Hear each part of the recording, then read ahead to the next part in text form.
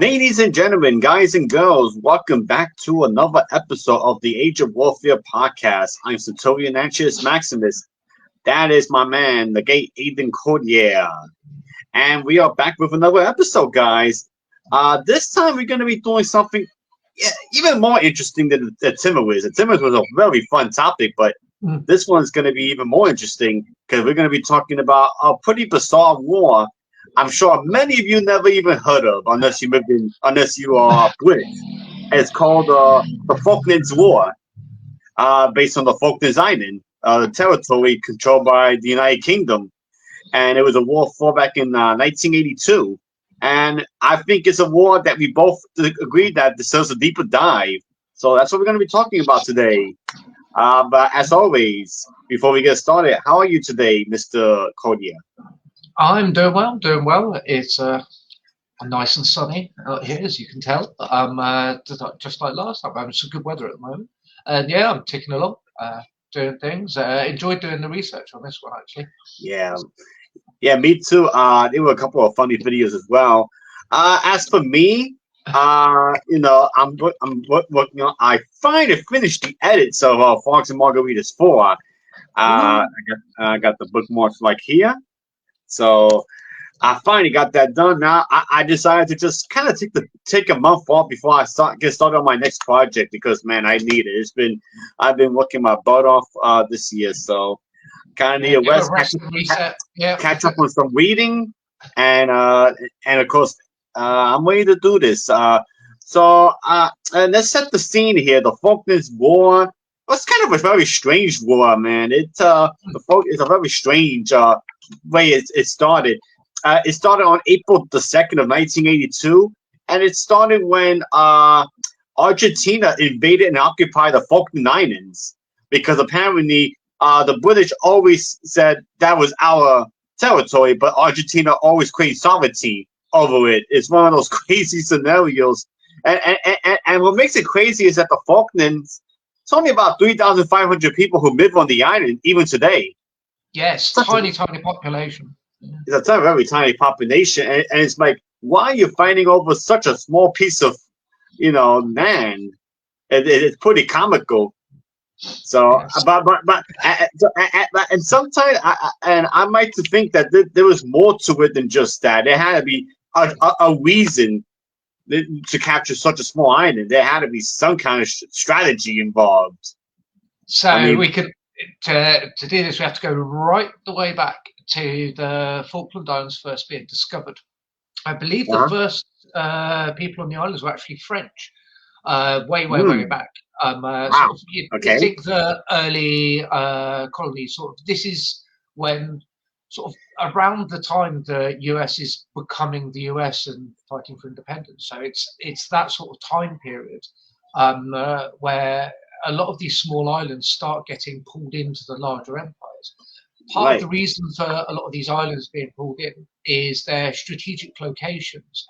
When you've got a large navy, you need to stop off and get things. It's not like modern days where your big ship has a nuclear reactor in it, so you can just carry on going round and round and round. But yeah, this is a good map. So if you see where the Falkland Islands are, now imagine the anyone from Europe, it wants to travel round to the Pacific. You go across the Atlantic, you need a stopping off point because as you go south round the Horn, it's an incredibly dangerous part of sea. So you need somewhere to stop, to rest, recuperate, make sure there's a safe harbour for your ships, and then you head round afterwards as well. It's also a stopping off point. In modern day, it's actually one of the stopping off points when you're going to the Antarctic. Antarctica has its expeditions and things like that as well. Right. So essentially, the French decided they didn't want it because there wasn't much there. The Spanish rocked up. They ended up not really wanting it as well. We rocked up and decided, actually, we'll have this. And this is before Argentina even existed. Right. So you had then everything that goes on in South America, an episode we will do. So it's Simón Bolívar, the creation of Bolivia, and all of the succession, the collapse of the Spanish Empire and the Portuguese empires. leads to all of these countries as well. There was an argument in Argentina that the Falkland Islands were theirs because they had a Spanish settlement on it, but that had been gone before Argentina became a thing, so it was never ceded to them. So it remained ours.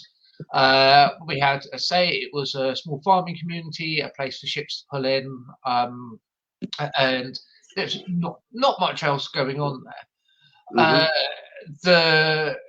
Weirdly enough, from a terrain perspective as well, it's very much like, say, Wales or the Scottish Highlands. It can be very cold, but it's the sheep farming is one of the main things on the Falklands. Now, this then gets up to the collapse of the British Empire later on, and then Britain divesting itself of everything it had after World War II. So across the world, this is where India gains its independence. A lot of the African colonies are set up to gain their independence. You have the whole Suez crisis going on, coming up to that's a little bit later. And then from that, the Falkland Islands. And at that point, as you say, there's not much going on there. And shipping and everything have progressed so far. And obviously, you've got the Panama Canal coming up, so you can get through there. This is post-World War II, so US and UK are close allies, so we can get round into the Pacific when we want, or we can just ask the Americans for can you go and do this for us and just let us know what's going on? We'll do something for you over here.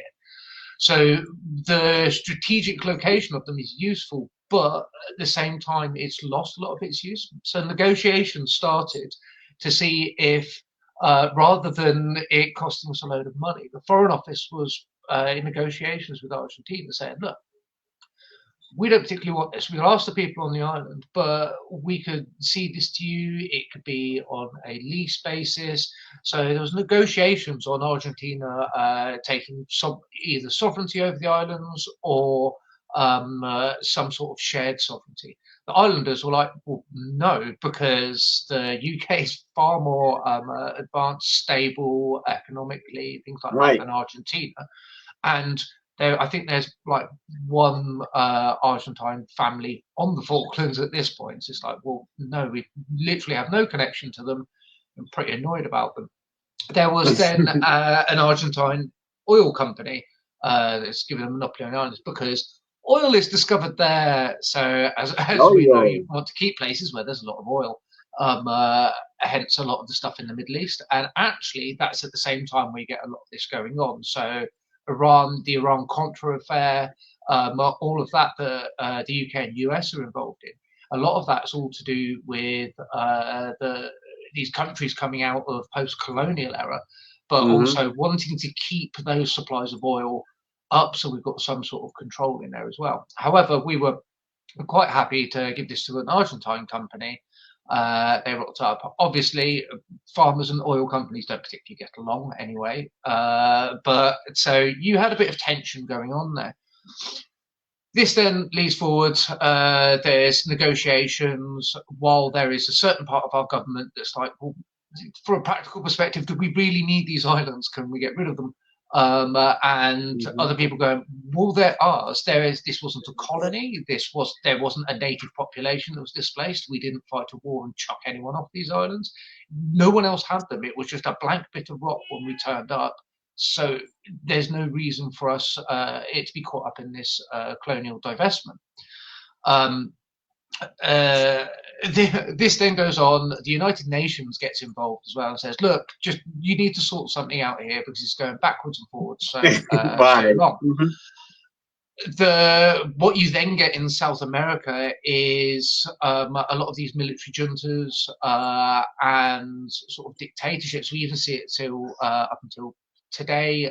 We've seen some of this in Mexico, but obviously in the US, you come across a lot of that stuff that's just south of the border with a lot of those countries. It's the places where you think drug cartels would be set up, those types of places. because the governments aren't as strong. When they are strong, they've got these military dictators. So you end up getting several wars across South America at these times, which means that some of the strongest government people in governments end up being generals. You end up then in Argentina with a military government that's in charge of the country. Now, they were relatively good at doing their military stuff, but they were not particularly good at doing economics. This led to a massive economic collapse. Now, what's quite interesting here is the 70s was a massive economic downturn for the world. As well, the UK had been really struggling with this. There was poll tax riots. You had like bins not being collected. Also, it sounds like a small thing, but this isn't. The bin men didn't turn up one week. This is a rubbish was just not collected for months. Huge issues caused by that. Went down to a 4-day work week because people just couldn't afford to employ people for 5 days.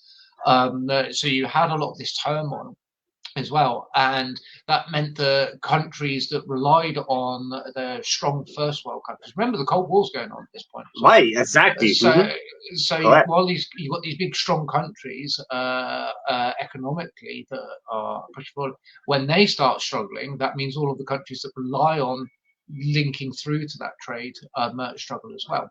So you then get this economic downturn. Now, as a military government, how do you get some pride in your people? Well, you start some jingoistic saber rattling, and you go back to the look. They said we could have these; they're ours, and they're not going to come and defend them because they are so far away. They're not going to be able to do anything about it. They're going to be ours. This then leads to the only inevitable conclusion of that is he had to put his guy in charge, which was, I can't remember the guy's name for the life of me. I should probably look that one up as well. Who was in charge? Galtieri, that was his name. So they had to put the money where the mouth is, and they invaded. Obviously, we had some troops there, about 12 of them, literally about 12 of them. It's a small contingent of Marines. This is where the Argentines realised that they have completely messed up. Because for those, that's the flag of the Falkland Islands. Yeah. That's the flag. Notice ships and sheep is like I was saying before. That's where the economy comes from. So it says that's what it says on the tin, really, isn't it? Yep. So you it says rock up. Desire the white. It says. Yeah. So the Argentines rock up into this harbour to attack, and literally infantry, Royal Marine infantry, is taking out tanks with light weapons. They're not like big Abrams style tanks. You're talking ones that you can use for an amphibious assault, so smaller, but still no mean feat. And they give them a bit of a bloody nose. Now, remember what I was saying about the economy here in the UK. We have Margaret Thatcher in charge, and she's done a lot of unpopular things. The poll tax riots was one of the big ones, and people were wanting to get rid of her. There's the closures of the coal mines as well. You have all of this is happening at the same time. Her tenure in government and her trying to keep her party in power and remain prime minister is on a knife edge. They look like they're going to lose, so they need to show that they are strong at the same time. It's the exact reason why Galtieri did the invasion, because he needed to seem strong for his country. Thatcher had to do the same thing.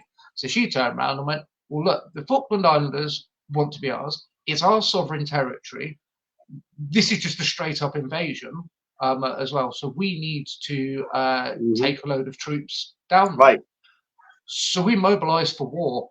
And it took a very short amount of time to shove a load of troops on some boats and get them from the UK. They left from Southampton, I believe. Went across. It was I think they stopped over at the Ascension Islands to get everyone together for that final mobilisation. The Ascension Islands is only about halfway there. It's a very, very long distance. They then go down to the Falklands to counter-invade from that as well. Now, one of the big things with this is there's a lot of naval action that starts off with this. And the British Navy at this point is still incredibly strong. It's very experienced. You think the admirals in place, because this is the 80s. This is 40 years after World War II. So the admirals who've been there for 40 odd years, the people at the very top, would have been the people that were joining the Navy in World War II, or would have been at least trained under those who were captains or various higher ranks during that time. So we've still got this experience filtered down. It's not too far away. So our Navy's in pretty good shape from a command perspective. And yeah, so they rock up to the Falklands, and it shows quite how powerful the British projection of power still was, because with all these cutbacks in the UK, there was big questions over whether we could actually do this, whether it was something we could do. So when the world looked at it, there was big questions over, would we do this? And if we failed doing that, what would that then mean for our global power as well? And obviously we didn't fail. It took us a couple of months, but we got the islands back, and the Argentines haven't invaded again since. They've threatened it many times. It was only about 4 years ago last time they threatened and started getting ships up into our waters as well. So it's actually still, the fallout for it is still ongoing as well. I think it's not actually that long ago. It's only just over 40 years. Realistically, it's in living memory for a lot of people. It was a few years before I was born. It's like, that's what, 3 years before I was born. So anyone in their 50s remembers this. My dad was in the RAF at the time, and he didn't go out to the Falklands because of his nature of the job. He was the guy who fixes aircraft. So he went out there in '84 as well, because they had to. We had to have a bigger military presence in the years following, and had to set up a bigger air force base and bigger military presence there to prevent this happening further. So he went out there in '84 with a lot of the RAF, so they could set up essentially somewhere where they could keep an eye on the local area, radar systems, first warning systems, all of that, patrols with aircraft, patrols with boats as well. So you've got a lot of people my dad's age who are in the Navy as well. In fact, when I was 17, it's a big thing when people leave the military in the UK. One of the biggest jobs that people used to go for was lorry driving, because a lot of them have experience driving lorries, a lot of the logistics corps people as well, and even just straight any of the infantry people. So there was a time pretty much every lorry driver that you bumped into doing deliveries in a shop, it would have served in the Falklands. It's like the amount of stories that you got from it was quite insane. But yeah, it's still in living memory as well, as I said. So it's quite a weird one. It's a bit like Vietnam to the US, but like 10 years ago, because you got that 10 years difference between the major bits of fighting as well, of that being in living memory, of being able to go and speak to people who fought there as well. So, yeah, it's quite good. So Aidan, I kind of wanted to ask a question. The Falklands, why do they call it the Falkland Islands? Where do they main come from? It's named after a person. Let's look this up to make sure that I get this right. I'm not going to be able to find it now. This is Patagonia Coast, blah blah. So Port Stanley, which is the main, which is the capital essentially, named after that.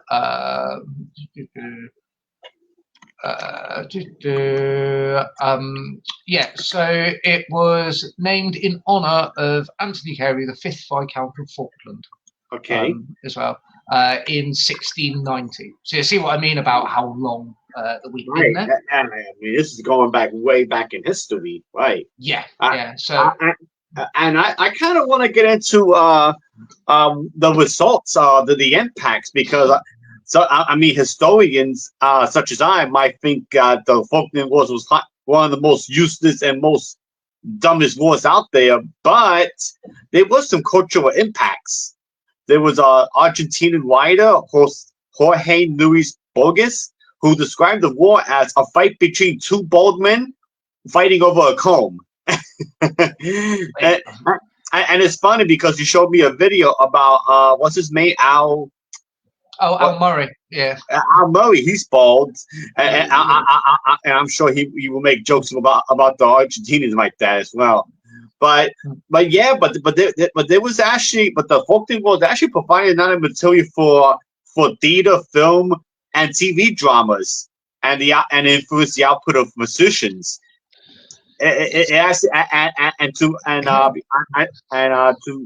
I don't want to cut you off, but there's actually something very important you need to know. In Argentina, the military government actually banned the broadcasting of music in the English language. Yes. Yep. Yeah, there was a ban on music and it gave way to local rock musicians. So you actually have Argentinian rock musicians, and it was a very popular one. I forget his name, Ricardo Montaner. He's a very popular Argentine musician. So so the Falkland Wars kind of built up the culture in Argentina. It made Argentinians more it built a nationalism in Argentina, saying screw Britain, screw the English language. We're gonna build up our own culture. So one of the interesting things that comes out of it. So obviously, Galtieri's goal was to strengthen Argentina as a country, to keep it going. Obviously, through the troubles that they were having. And obviously that was achieved, but the problem that you had with it was obviously they were very angry about all of their young men who were, and these were very young men. You're talking 18-year-old conscripts here. And it's one of the really sad points about the war is that a lot of the Argentine soldiers, you're fighting against experienced, incredibly well-trained elite of the British Army, and they're conscripts. They're 18-year-old lads who've been given a rifle, a bit of training, and sent over there. So it's militarily one-on-one. It's no wonder we were winning the battles even when outnumbered against that. That then has its knock-on impact of obviously these young men going back there, the wounded, and things about the war. One of the other things, like I was saying about, it's a military dictatorship. They were suppressing the information, and actually for many years, because it was such an embarrassing loss for them, they claimed that they won. Right. They just decided to leave. They're like, oh no, we won. We just got bored of it and went and did something else. No, it's fine. We won that. We gave them a bloody nose, and it was so. And even to this day, you still get this hardcore group of Argentinians who are utterly convinced that we went in and did evil war crimes, and they were completely in the right, and we were oppressing these people, and it was just because we wanted to kill Argentinians. And it's like, no, literally you just invaded somewhere, and we turned around and went, no, go away. We're going to send some troops and stop you, which was that side of it as well. So this then has, as you say, these knock-on effects culturally, but then it has some pretty cool knock-on effects, as you're saying. When you have that, they're focusing on Argentinian culture in and of itself. You do give this space to local cultural things like the music, having massive musical revival. It's that you see this in Ireland after Ireland gains its independence as well. After their civil wars finished, the Irish music as well becomes popular, singing in Irish, and all of these things. So it's this national identity, no matter who wins, gets sort of born out of this and has some really cool cultural impacts that, despite it being a war, leads to some really cool things that are actually quite positive as well, despite everything that goes on. Right, and so yeah. I think, in my opinion, I think a lot of comedians kind of took advantage of the Falkland War. They kind of post fun of it. It's kind of one of those wars where you could post fun of it because a lot of comedians. I don't know if Al Murray ever made fun of the Falkland Wars in his skits. I've seen some of his videos. he's where Al Murray's character, the ones that I showed you, is the pub landlord. Is his character. It comes out of a comedy show that he was in. So he does know like the exact history, and there's one that I will find and send you, which is absolutely amazing about the detail that he knows, which does actually touch upon this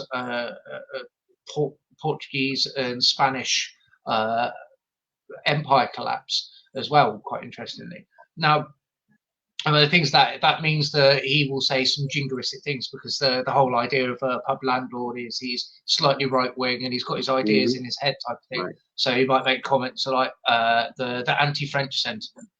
So like bashing the French, it's like if you go into it deeply, he would be able to talk to you about it, I think. But from a character perspective, it's that. So when talking about the Falklands, it would be from that kind of jingoistic aspect of, oh well, ironically, it is kind of that simple on the surface of, oh well, they rocked up and our brave lads went in there and taught them a lesson type of thing. So you get that type of thing, but it's because of that aspect of it was just an invasion that then came back that was then stopped. And that was it. It was to control the land, because it was relatively simple. And because there were so few civilians, there were 3 killed in the entire war by some stray shelling. But so that you don't have that component to it, which makes it kind of a basic army against army conflict, which is a lot safer for comedy as well. It's a very interesting Argentinian. The cover of Argentina magazine called People, the People magazine Argentina, it says "Estamos ganando," which means we are winning. That's obviously this is when Argentina invaded the Falkland Islands and they got all excited saying we're winning. You know, I just find it funny that that this were aged pretty poorly. I mean, really poorly, really fast. You ever heard the expression, it ages might spoil your milk? Yes, it's very much one of those. An interesting analogy would actually be some of the Russian propaganda at the moment in Ukraine. Because obviously, if you're at war with someone, to keep your country spirits up and keep the war going, you have to have a certain amount of propaganda. Like suppressing casualty numbers is something that people often do. Also, talking up your victories and when you've won, and then putting that, oh, we're winning thing. You have to say that all throughout the war, otherwise then you will start losing self-fulfilling prophecies and all that as well. But one of the other interesting parallels you get with this is they had lots of things like this, and they carried on throughout the war putting these articles out. And to this day, they claim they sunk one of our ships. It was never sunk, but I think they claim they sunk it 6 times.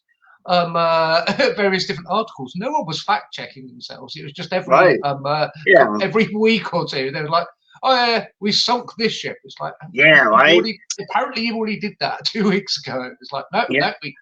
I mean, Aiden, they call it yellow journalism. Yellow journalism is that's always the 1800s. It's always been a thing. It's quite interesting to look at from that perspective as well, and it really gives us a good insight into some of the ancient sources as well when we're reading about some of the, say, like Roman wars, where we've only got the Roman account of it. And if you read it in that light of, well, they did win, let's have a look at the propaganda in a country that wins and look at what's propaganda and where the things that they're not saying are. It allows us to look back at those conflicts and take an analogy on that and go, well, actually, they're probably lying about this because of who they are. Like one of the classic things in ancient sources is claiming that the enemy's got far more troops than you after you've won the battle, just to make yourself look a lot better as well. But weirdly, if you look at the casualty numbers in this conflict, they're a lot lower than you'd really think. It was, for the short amount of time, it was really actually quite bloody, the amount of casualties. But actually, overall, I think it's British casualties numbered, it was 1,000. Of which it was only 250 odd dead, 700 odd wounded. I think it was 100 or so captured. Obviously, a lot of that at the beginning of the war, as I said, obviously there were troops there on the island. There was no way that they could stop the invasion. So they did their best and then surrendered when they started running out of ammunition.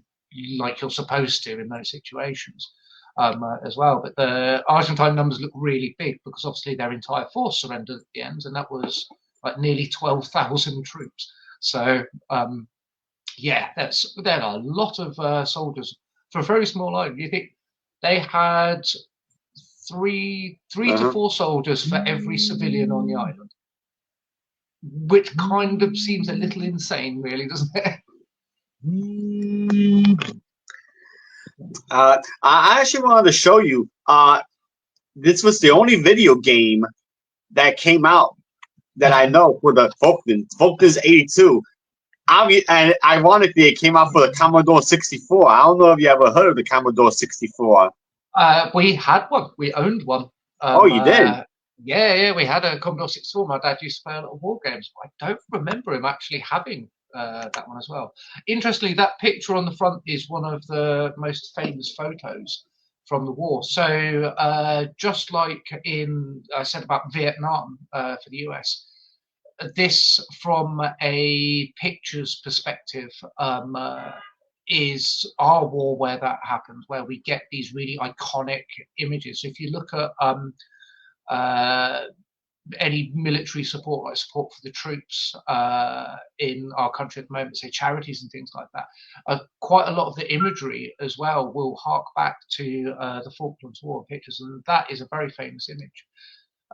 So there's, obviously, as I've talked about before, I do airsoft, and there's one company that does historic battles, and it recreates them narratively. It's a bit like a reenactment, but actually sort of gamified slightly. So it's a reenactment for the people that are there, and they do videos from it and pictures. And they did a Falklands one as well. And interestingly, they chose a site in Wales. And if you look at the pictures, it looks straight up exactly like the Falklands. Yeah, well. I mean, they tried to looks so recreate this realistic. And it's quite interesting. But there's the crazy stories that came out of that. The bayonet charges that our troops did as well. It cemented the fearsome reputation of the British soldier, and bringing that into the British Army still has it as well. And here's the funny thing, Adam. This is what you called entertainment back in the 80s. Yeah, it was fantastic. This was like Civilization Zero. You know, like you know with a Civilization Zero. This is like Civilization Zero. Did you ever play Civilization 1? That's where I got into Civ. It wasn't. No, actually, I've seen it on YouTube, but I never played it. I started with Civilization 2, believe it or not. Yeah, I started with Civ 1 when we first. Yeah, this is like Civ 0. This is like the Civ like or -1. Yeah, this was like it says the weather was clear. Unit 1 orders unanimous attack, move, proceed, pat. It was basically. Interesting things about a lot of these games as well is they come directly out of tabletop wargaming. It was a medium so that people could do that, and this type of that actually goes right the way back. It's a bit of a tangent here. Tabletop wargaming actually started off with a game called Kriegspiel, which was a training method for the Prussian military back in the 1700s. Hey, Dungeon Dan, now you're not able. Yeah, you just spent time talking about the Commodore 64. I don't know. I'm sure Dungeon Dan probably remembers more about the Commodore. Yeah, he's the old man in the group here. It won Computer of the Year in 1985, the Commodore 64. I only know that because we had a little plaque on ours that said it won Computer of the Year. But yeah, it's you see about that. So you get that with modern games. This is probably one of the first ones where you have directly afterwards games that bring this into focus and actually gaming. So you think about it with to again use Vietnam as an analogy for a more modern conflict around this time period. You don't really see games that come out of the Vietnam conflict until a lot later on, and you do get some. There's absolutely fantastic games that came out of it. I do remember one. Was it Viet Cong? And there's one of the maps on it weirdly enough, is based on a temple that was saved Oh, and is a wow. replica of Well, Dungeon it. Dan says he's never Yeah, had a Commodore. Well, I mean, that's amazing. I'm it's surprised. funny because a lot of people around Dungeon Dan's age tell me the Commodore was a very popular system. In Mm. fact, it was the most popular system before the NES came out. Mm. It was like a PC, like the first PC, like a PC or something like that. I mean, I never had a Commodore, so I've seen it on videos, but never got to touch one myself. But yeah, it was there we are. You knew someone that had one. So yeah, it's one of those ones that everybody that had one or knew someone that had one type of systems as well. But yeah, this whole of the conflict being from a British perspective, to us it really is that simple. Of these islands, we'd negotiated Right. about the islands, and then we held a plebiscite on the islands. And we're like, do you want to secede from the UK? And it was 99% in favour of not seceding from the UK. So we're like, well, we've asked them, they've said no, so they are still a British territory. So we have to defend them. That's part of being a territory of a nation. That nation is obliged to then defend you against other things. What's interesting around this time period is you also get some faux pas with the Yeah, US it's a invading picture of some UK soldiers. sovereign territory. Yeah. There's a picture of some soldiers on the ship. Also, if you look at the gun the guy's got Right. there, zoom in a little bit. I'm trying to work out which one that is. I think. Oh, it's really difficult. That might be a GPMG, but the weapons that were used, so the Sten, famous British commandos, World War II, then had the Sterling that came along afterwards. I thought this chap may have possibly had a Sterling, but it isn't.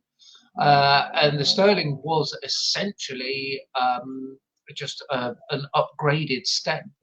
The weapons that were used as well, the rifles were the last 762 chambered rifle the British military used before we went to the SA-80, which was very soon after this conflict.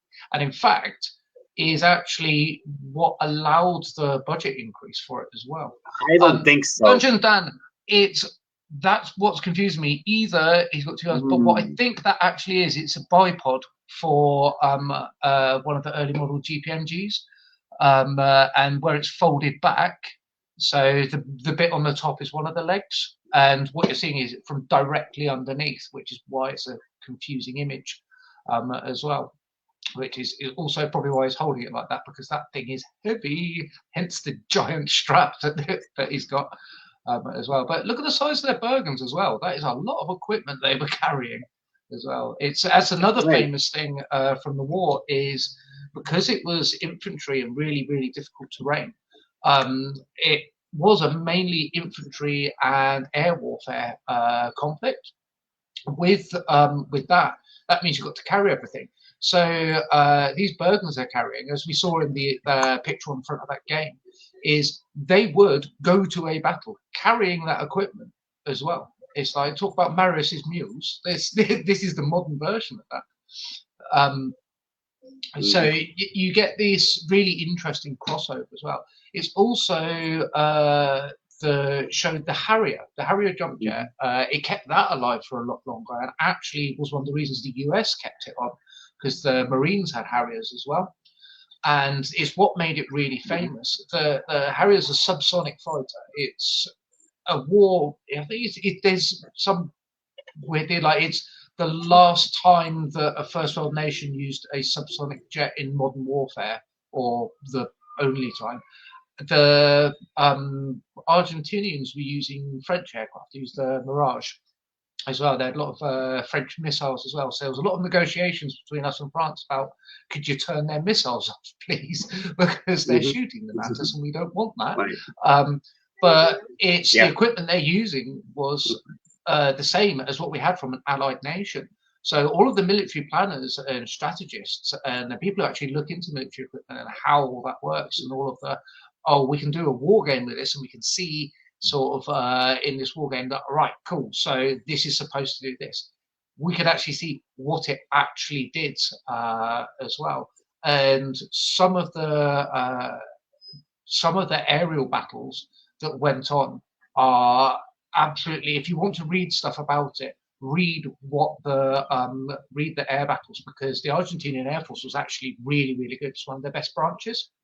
And the combat between the aircraft was absolutely insane, because obviously the Argentinians are flying from Argentina, so they've got a long way to come. It's a bit like in World War II when we were bombing Germany and our fighters couldn't quite get there. This is why the US ended up upgrading one of their fighters, so it was able to it made it into an escort fighter, so it had a longer range.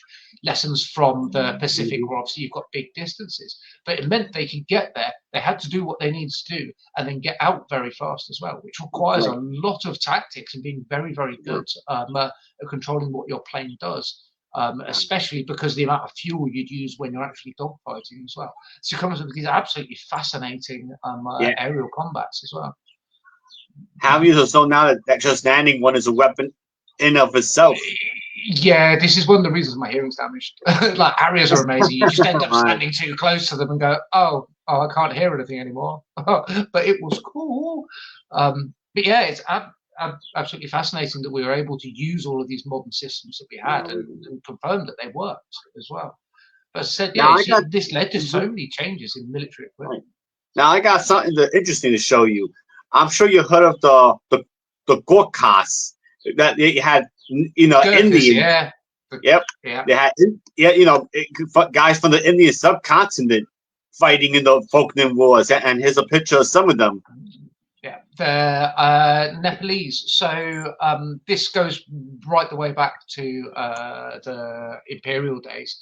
And we had lots of regiments. You had the sepoy regiments, and you had there were Sikh regiments as well. You had the Gurkhas, and the Gurkhas is one of the few that is still as its own thing in the military. Obviously, these days, if you're Sikh or if you're Indian, you can just join the British military. But the Gurkhas will go through rigorous training. The top ones want to get into the British Army, but the ones that also make the cut but aren't in that top echelon that is able to get into this elite force form the elite Gurkha units of the Indian Army as well. So the Indian Army's got a lot of Gurkhas, and it's obviously there's different styles to the way their army's trained as well, and they're just as good. But the Gurkhas are insane. They're quiet. It was I was working on a site sort of down towards London way, and there was Gurkha security guards, and there was some long grass, and I was digging away. This long grass. Looked up, I couldn't say anything. Then looked up again, and one of the security guards was just stood there looking at me. I'm like, "Where did you come from?" It's because they're that good. You get a lot of security in this area because they come out of the forces near us. Well, that's the idea, Dungeon Dan. That's what they call guerrilla warfare. That was the idea of guerrilla warfare, trying to scare the enemy, using guerrilla tactics. And the good, I'm sure you know this already, Aiden. The Gurkhas are mostly come from Nepal or northern India. Yeah. There is, as I say, our local area has a lot. I think we've got quite a large Nepalese population because it's Aldershot barracks.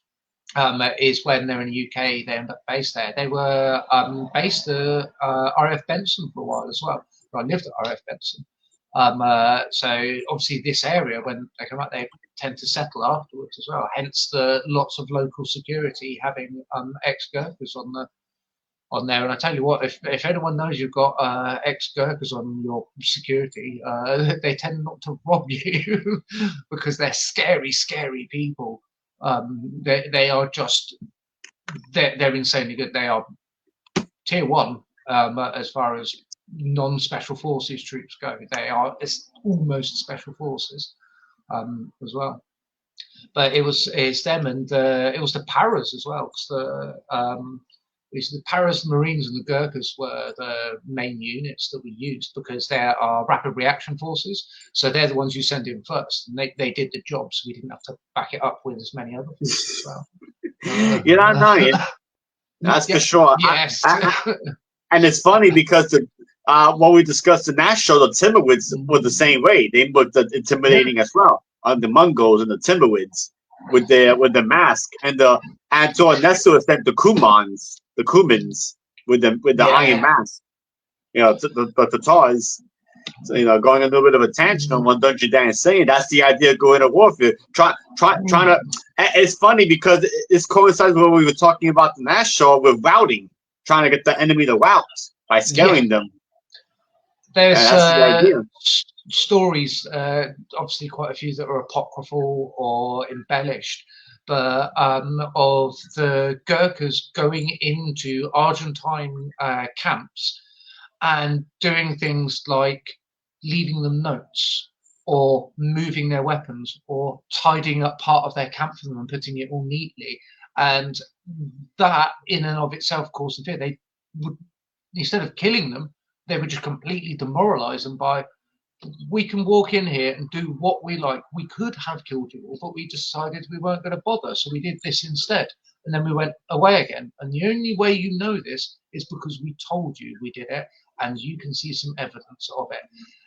It was, and as I say, a lot of the Argentine troops were conscripts as well. So can you imagine that? You get conscripted to go fight in a war, and then you've got guys like the Gurkhas on the other side. You're gonna surrender pretty quickly if they start charging at you. As well, there's a famous battle in Falklands, which one it is, and it was the Paras bayonet charge, straight up, like the old school back to World War I tactics. They stuck their bayonets on and they actually full on charge with the bayonets to fight them, and that's very demoralizing, having British troops running at you with bayonets, not giving a care in the world as well, because the impact of that in modern warfare, so we've talked about this before about the modern bayonet charge, is because it's quite rare. Actually having troops that will go through with that and actually have an impact on the battle as well is the panic that can cause in your enemy. But it just showed how absolutely mental some of our troops can be, and it was one of those wars that it just showcased how good some of our stuff is. It's like the Iraq War in the first one was the Highway of Death, that just showed how good the US Air Force was at just controlling an area, and no armored vehicle could move without being completely obliterated. And it's like, right, cool, if the Americans are turning up, you hide underneath things because they're just going to bomb the crap out of you. But this did the same thing for our infantry of solidifying how frightening they can be if you're sending non-experienced or elite troops up against them. Yeah. Nobody was the queen captain of the fight. Oh yeah, I mean, there's truth to that. I mean, there's definitely truth to that. And they what we have here. This is my big book about the Falklands War. Oh, okay. Of course, I've got a big book about a war. It's got it's got loads and loads of photos in as well. One of the interesting things, as I said before, was about the rifles that we used. So they, at the time, we used the FN FAL, which is the Fabrique Nationale. It's a Belgian rifle. It's fired a 7.62 round, so the old standard round. Incredibly powerful, incredibly accurate, incredibly good rifle. They're incredibly hard to fire accurately while standing up. You kind of have to kneel down because it has the power in it. Hence us moving on to like the bullpup designs as well. 556 gives you a bit more movement. Ours didn't have a fully auto setting. The Argentinians used the same rifle, but theirs had a fully auto setting as well. So there was that's another comparison there to the introduction of the M16 in the Vietnam War, where they tried to remove the capacity for the automatic capacity, because you'd find the troops would just shoot all of their ammunition, and then they wouldn't have any left because they'd shoot in fear of that. Because, as we know, in Vietnam, a lot of the US Army was conscripts as well. So you have the same situation going on where the fire from the British troops. Ironically, the British troops would have been fine using fully auto because they just really wouldn't have used it that much. Whereas the Argentinian troops probably shouldn't have had access to that because they were conscripts, and therefore their training wouldn't have been as good. But they were using the same rifles. The M16 was heavily used, so as I said, in the Vietnam War. So this is the stuff that's getting introduced in the Vietnam War. This is it at its end as well. The helmets the Argentine used were the excess helmets of the US Army from the Vietnam War as well. The Japanese Army did that type of warfare with the tunnels and hitting spider holes in Vietnam and World War II. Yeah. Resource removal stops the fight quickly. Yep. After all, yeah, you do need resources to fight. So, and as we start to wrap things up, here's a fun fact, Aiden. The Falkland Islands, they actually have a cricket team. They have a national cricket team, in case you didn't know. Oh, of course they do, because they're British. Yeah, but yes, they're not very good, but there you go. I mean, they do play cricket. They have one cricket field in. Again, of course they're not very good. They're British. We went around the world and taught everyone cricket, and then they got better than us. And that's how it works. And this is why India and Pakistan have some of the best cricket teams. Yeah, I mean, India and Pakistan, you can't mess with them in cricket. I've seen them play cricket, especially the Pakistanians. Yeah, there's in a lot of our county teams. You see the names that I recognise tend to be from people who played in India for India and Pakistan as well. But this is one of the other things that they're going to say. It's British. They have a cricket team. It's everything about it. It's a group of British people who've settled on these islands that were empty when they settled on them as well. So when you're looking at the core of the conflict, as I said, it's actually a very simple war from that perspective. The complications then come in. We were trying to get rid of the Falklands before this, which is where this idea comes from that Argentina is going to take them, because we're kind of looking at giving the islands to them. But also it's the sovereignty thing that comes into it, of asking the people there, who do you want in charge as well? And this happened quite frequently in the Caribbean as well. Yeah, in fact, I think that the natives referendum wrote out there, they voted to stay part of the United Kingdom. Yeah, because believe it or not, as well. Believe it or not, it's Argentina and the United Kingdom still fight over the Falkland Islands. Believe it or not. Yeah, as I said in the beginning of the episode, it's only been about 4 or 5 years since they threatened to invade. Again, they do it occasionally when their economy's looking crap. It's one of the other things is, how seriously do you take that? But they've always got to think that they might, because that's the reason for the invasion in the first place. Although with the new president, Javier Milei, he seems to be taking a more libertarian approach to Argentina. So, he's trying to improve Argentina, within Argentina itself, after the just many horrid presidents they've had. So maybe the solution for them is a more libertarian approach. I mean, I know you might have your feelings about that. I'm not going to get too deep into that, but that could be a reason why Argentina may not invade the Falkland Islands, because you finally got a president who understands that you have to fix the problems within the country itself, not go invade others.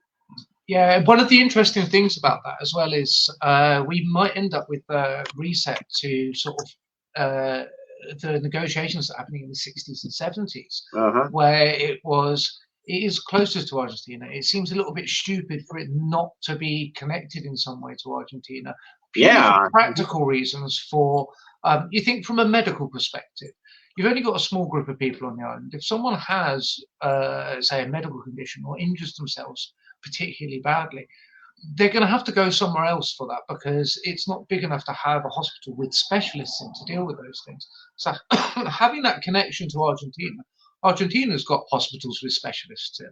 So they could go there. So working with the Argentinians, and while it is still British sovereign territory, that sort of sharing of responsibility to make sure that people are okay, making sure that there's food, the trade, it's the oil rights is the other one as well. And we basically gave the Argentinians the oil rights before the war happened, and And we it's wouldn't have funny a problem with that again. And because it's funny because Argentina has many influences from Europe. I mean, their language is Spanish, but they also speak German. There's also parts of Argentina that speak German. Yeah, you know. very famously connected to Nazi Germany as well. Yeah, It's, there's a lot of some of the jingoist propaganda as well, because the conspiracy theory is that Hitler didn't die in that bunker, that was a fake body, and what he did was he got on a U-boat and he went to Argentina, and Hitler secretly lives in Argentina. That's a conspiracy theory out there. So there is that weird connection. Yeah, and I think that you also have you got many different European cultures, Irish, Italian as well. So like you were saying, it's crazy to me. There's no connection between the United Kingdom and Argentina. It's crazy to think that, right? They're like neighbors. It's weirdly, it's the Welsh would be where we'd find connections. So I'm sure you've heard of Patagonia. I think yes. Yeah, they're bilingual.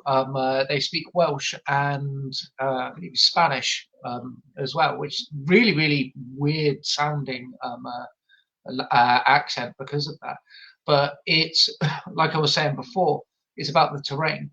It's like if you look at the gauchos across, I know obviously that's getting more north towards Brazil, but you have a lot of this land that is very cold. It's more like sort of as you go northwest in the US, where you're still getting ranches and things, but it's cold. It's not that hot climate that you might see in the spaghetti western. It's that colder climate, and so the culture in that area is a Spanish influence, but very, very similar to what we think of as cowboys, because if I remember correctly, gauchos were actually a forerunner to the stereotypical cowboy as well.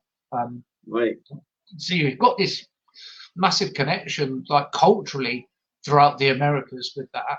And then, as you say, you've got all of these massive different European influences. Is that Argentina realistically isn't that much different to the sort of even the Appalachian regions in the US. It's very, very similar. You've got a lot of European migration into the area. You've got a lot of very similar terrain, and you've got a lot of connections that you can get onto the trade routes as well. Because if you want to get from the Atlantic to the Pacific, avoiding Panama, you have to go round the Horn. It's between them and Chile.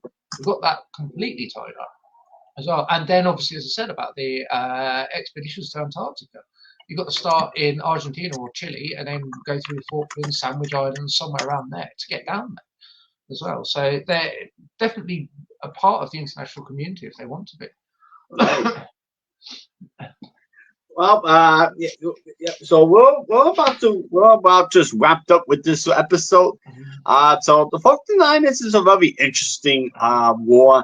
It only lasted a few months. Like we said earlier, that magazine cover we showed with it aged like spoiled milk. But there was a lot of interesting things that came out of this mostly useless war. I got to be honest with you. It was just the British flexing the muscle over the Argentinian neighbors. if you ask me. it's one of those cases of, well, we're obliged to defend this territory. Right. Let's show them how it's done, and then there was a lot of massive flexing of our cool stuff down there, because, as I said, obviously we hadn't been able to use a lot of this stuff in a conventional war. Right. Near parity. So of course we were going to send all of the fancy stuff that we had, because we wanted to see how it worked properly. Right. To see if our training paid off. So, yeah, we have finally reached the hour on this episode. So I'd like to thank everyone for joining us, and thank you, Dungeon Dan, for joining us. Yeah. So and of course, you already know the drill, Dungeon Dan, and everyone else. If you missed any of what you saw, you'll be able to watch the replay after we get off 9. You'll be able to watch the replay on Facebook on the Book of Sign-Up Podcast Facebook group, and it will be up on YouTube later today or tomorrow. So please check us out on the Book of Sign-Up Podcast on YouTube as well, and you'll be able to check out not only this video, but our past videos, and you'll be able to check out our book reviews as well, and you'll be able to check out the Book of Sign-Up Podcast with Jennifer Volk interviews different authors, so you can go check that out as well. So thank you for joining us, and this is it. And we'll be back in a couple of weeks with a new topic. Let's see if we can find another interesting one, Aiden. Yeah. So I've got a few ideas. All right, excellent. So this has been Satorian Etches Maximus. That's been the Gate Aiden Codier. Thank you for joining. We'll see you in a couple of weeks. Take care, guys. Take care.